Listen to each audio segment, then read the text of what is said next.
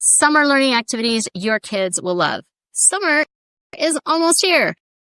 You've heard the research of how keeping your children learning something, anything, will reap huge benefits. So, even though your energy is low, you are considering how to create some kind of learning opportunity for your kiddo in the upcoming 2 months. However, everyone wants to have fun and create memories during the summer, right? We can bridge the gap between the two, learning and fun. Here's a list of 80 learning ideas to keep the learning spark alive and have a blast. To make sure your learning activities are more relevant and fun, consider the following: age and ability level, interests and passions, time commitment, and use a variety of activities.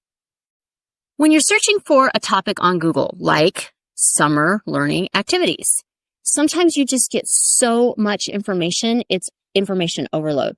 So what I've done with this video and blog on my website is I've put them into categories.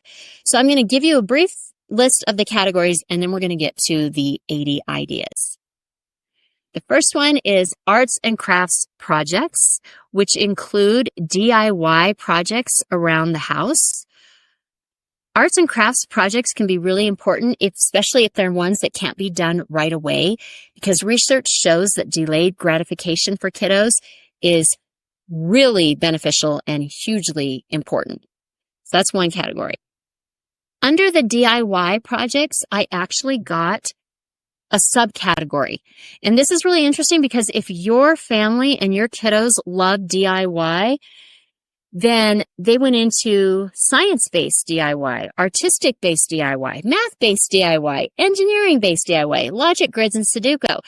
So you can actually take your DIY. So if you're not like a super smarty on Google or AI or whichever search engine you use, you can actually do DIY crafts for kids this summer.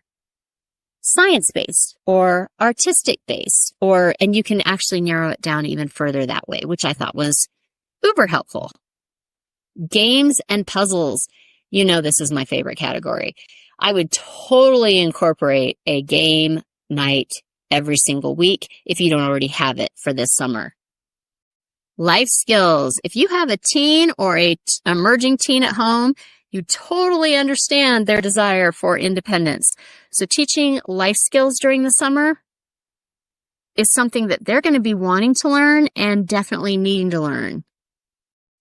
New learning. Okay, that's kind of an odd category, right? But when I was teaching in the public schools, I often got the question, how do I challenge my talented and gifted child? That's a really great question because there's a misnomer out there that talented and gifted children just need more work because they can get through it so quickly. And that is like hugely false. They don't need more of the same work at all.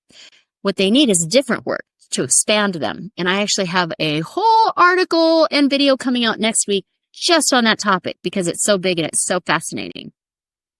But so new learning, for example, teach a foreign language or a musical instrument or a new sport or art or like a new art method, not like a craft project, that kind of thing. That's new learning. Outdoor learning. Nature provides an entire classroom full of learning opportunities. And reading skills. Of course, no summer learning activity list is going to be complete without summer reading. So please make sure that in that whole mixture, remember I said use a variety of activities. So that means you're going to use some DIY. You're going to use maybe some new learning. You're going to use some reading activities. You're going to use some art projects. That's what I mean by different categories. Because if you use all the same thing, the child will look at it possibly as school time and get boring and that kind of thing. Definitely you're going to want to be incorporating reading. Now this one is a lot of fun and it's travel or history learning. You can do summer trips, whether they're short trips to a monument close by or whether you can go on a further trip. We have a place called Antelope Canyon, which I really want to go to, but that's going to be a full day and then a sleepover and a day back probably. So you have just different kinds of opportunities around you where you can find the historical, cultural, all kinds of learning about that, about the people, about what happened, about why it was named after that person, that kind of thing. So now that I've explained the categories and all the kinds of things about why I did that, let's just jump into those 80 summer activities that encourage learning. Now, I created these in age categories, but obviously the ages can be fudged up or fudged down. Also, I did not give it a lot of detail on these. However, the way I titled them, if you're curious, you can probably Google the name and you'll get a lot more information on them. There's also a little bit more detail on my actual blog on each one. Okay, ages 4 through 6, you're playful learners. Alphabet adventures. Explore places starting with different letters. I actually did explain that one. Beach science. Bubble science or bubble painting. Board games. Butterfly observation. Cardboard loom. So that's your young sewing skills. Color mixing experiments. Cooking together. Counting games. DIY art projects. DIY musical instruments. Library visits. Nature scavenger hunts. Paper airplanes. Planting seeds. Play-Doh or slime. Puppet show or shadow play. Sensory bins. Shape hunts. Sidewalk chalk. Maths. Sun catcher, treasure maps. They can learn early math skills. Weather diaries, wildlife observation, or zoo trips. Ages 7 through 10. Curious explorers. Ant, bike safety, bird feeders, card games, clip coupons, learning household budgets. Coding for kids, cooking challenges, creative writing prompts, DIY volcanoes, geography games, knitting, sewing skills, Lego storytelling, mad scientist experiments. Okay, we just called it mad because that just makes it more fun. Okay, it's just science experiments. But when you put mad in it, it just sounds fun. Marble maze, math, scavenger hunts, museum visits, national parks, national nature journals, night sky gazing, origami fun, a pen pal, photography skills, popsicle stick, catapult, puzzle solving, read a map, secret code, sundial, STEM challenges, terrarium, and wildlife tracking. Ages 11 through 15, you're independent thinkers.